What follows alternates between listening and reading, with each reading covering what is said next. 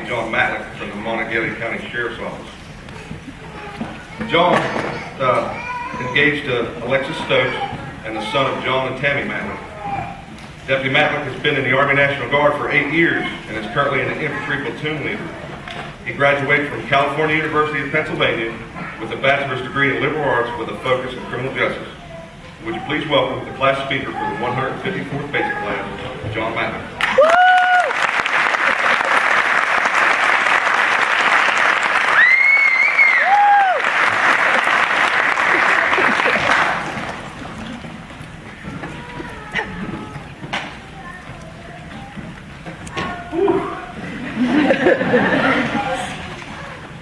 Ladies, gentlemen, distinguished guests, fathers, mothers, sons and daughters, and of course our loved ones.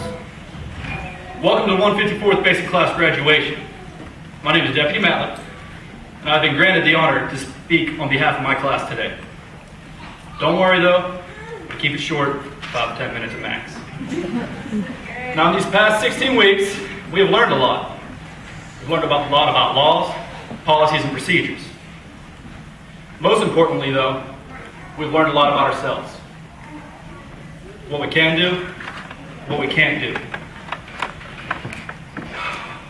How much we have in our hearts to fight and push and go home. We have proven our grit with long hours of time, with little to no sleep. We 40 men and women have been thrust into the gauntlet as civilians and came out law enforcement officials. We did not know each other in the beginning, but now we know each other as brothers and sisters.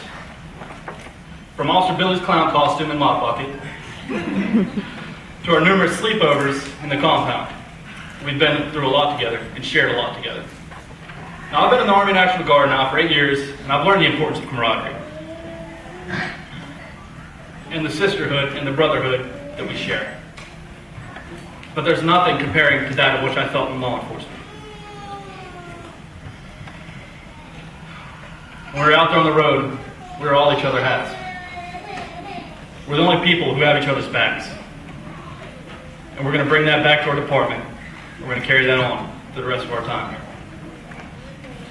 I'm pretty sure I speak on behalf of the class when I say this. When I look back to the beginning, I truly thought the instructors here hated us. As it all panned out in the end, and we reflect on these 16 weeks, we realize every action had a purpose. To train us and mold us for the challenges to come. Our supervisors and other training instructors had our best interest in mind, while trying to set us up for success to come in the future. Now this career path does not have an easy demeanor to it. Being a police officer is no longer a job, but a lifestyle. We look at everything and everyone differently than a normal citizen would. The important part is that when we change, we don't forget our family.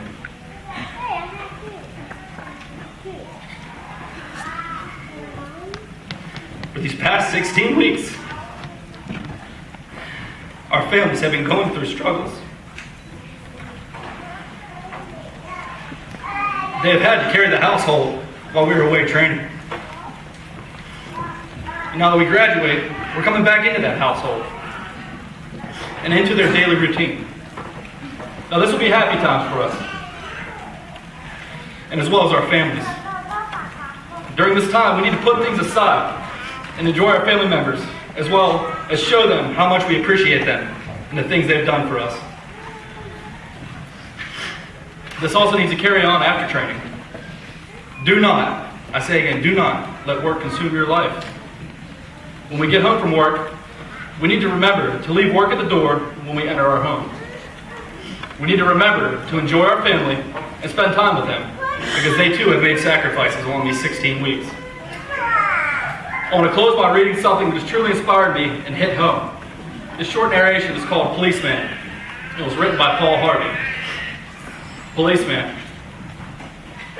A policeman is a composite of what all men are, I guess, a mingling of saint and sinner, dust and deity. What really means that they are exceptional, they are unusual, they are not commonplace. Buried under the froth is the fact. And the fact is that less than one half of 1% of policemen misfit that uniform, and that is better average than you'd find among clergymen. What is a policeman? He of all men is at once the most needed and the most unwanted.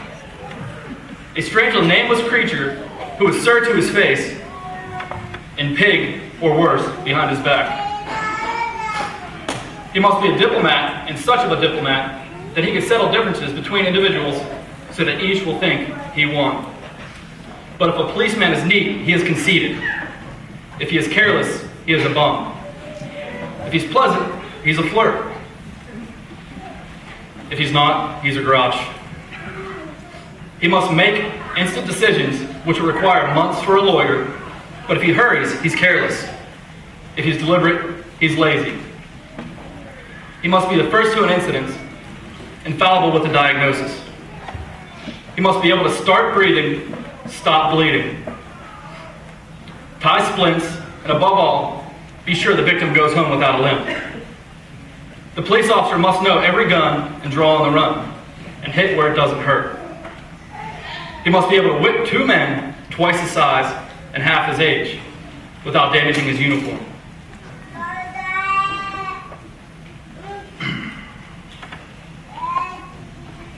If you hit him, he's a coward.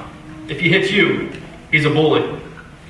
The policeman, from a single human hair, must be able to describe the crime, the weapon, the criminal, and tell you where the criminal is hiding.